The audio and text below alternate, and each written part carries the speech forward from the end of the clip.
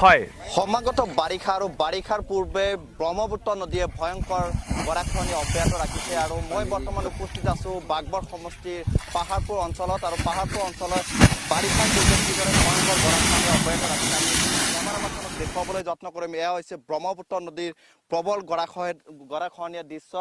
ইয়াতে এখন বিদ্যালয় আছিল, বহু ঘৰ বাৰী ইতিমধ্যে নদীৰ বুকুত বিলীন হৈ গৈছে আৰু এই স্থানীয় লোক আছে মোৰ সৈতে। মই স্থানীয় এজন ব্যক্তিৰ সৈতে কিছু কথা পাতিবলৈ যত্ন কৰিম। কি ক'ব, কোনখন গাঁও, কেনেধৰণৰ? এইটো বাগবৰ সমষ্টিৰ বামুনডুংৰা গাঁও পঞ্চায়তৰ পাহাৰপুৰ গাঁও হয়। এইখন নদী হৈছে ব্ৰহ্মপুত্ৰ নদী। এইখন নদী প্ৰতি বছৰে হাজাৰ হাজাৰ বিঘা এই নদীৰ বুকুত পোত যায় আৰু আপোনালোকে ইতিমধ্যে দেখাই পাইছে যে আমাৰ এইখন অঞ্চল হৈছে কৃষি প্ৰধান অঞ্চল। এইখন অঞ্চলৰ হাজাৰ হাজাৰ খেতি আমাৰ নদীৰ বুকুত গৈ আছে। তো এতিয়ালৈকে আমাৰ কোনো ধৰণে ইয়াতে চৰকাৰে কোনো ধৰণৰ ব্যৱস্থা কৰা নাই। মই চৰকাৰক সন্মানীয় আমাৰ মুখ্যমন্ত্ৰী মাননীয় হেমন্ত বিশ্ব শৰ্মা ডাঙৰীয়ালৈ এটি অনুৰোধ জনাইছোঁ, আপুনি এইটো ক্ষেত্ৰত অলপ তৎপৰতা দেখুৱাওক, তাৰে মই অনুৰোধ জনাইছোঁ। মই দেখুৱাবলৈ যত্ন কৰিম আছাম টকছৰ দৰ্শকক কিদৰে ভয়ংকৰ গৰাখহনীয়া অব্যাহত ৰাখিছে এইখন অঞ্চলত। আৰু প্ৰতি বছৰে এনেদৰে যেতিয়া বাৰিষাৰ আহে তাৰ পূৰ্বেই এনেদৰে ভয়ংকৰ গৰাখহনীয়া অব্যাহত ৰাখে। আৰু যিহেতু এই অঞ্চল কৃষি প্ৰধান অঞ্চল, ইতিমধ্যে উল্লেখ কৰিছে, কৃষি প্ৰধান অঞ্চলত খেতিৰ ওপৰতে নিৰ্ভৰ কৰে এই অঞ্চলৰ লোকসকলে। কিন্তু যেতিয়া কৃষি ভূমি যেতিয়া গৰাখহনীয়া কবলত পৰে তেতিয়া কিন্তু এই অঞ্চলৰ ৰাইজৰ যথেষ্ট আৰ্থিকভাৱে ভাগি পৰে আৰু দুৰ্বল হৈ পৰে। আৰু এজন লোক আছে এই অঞ্চলত, আমি তেওঁৰ সৈতে কিছু কথা পাতিবলৈ যত্ন কৰিম।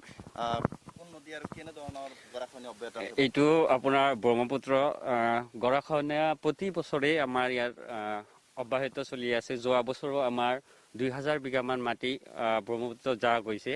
আৰু মই স্থানীয় যুৱক, মোৰ ইয়াতে ঘৰ পাহাৰপুৰ কাটলি অঞ্চলটোত।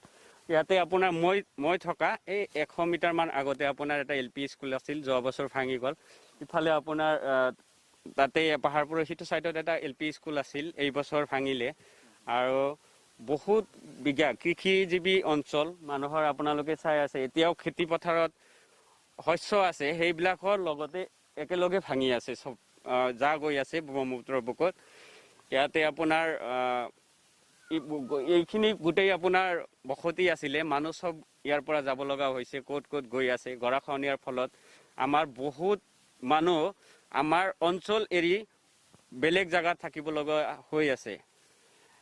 আমি ইয়াৰ পৰা গৰাখহনীয়াৰ কাৰণে কোনো ধৰণৰ গৰাখহনীয়া হোৱাৰ পিছত কোনো ধৰণৰ চাৰ্টিফিকেট এটা নাপাওঁ, পিছলৈকে এইবিলাক আমাৰ সমস্যা হৈ পৰে।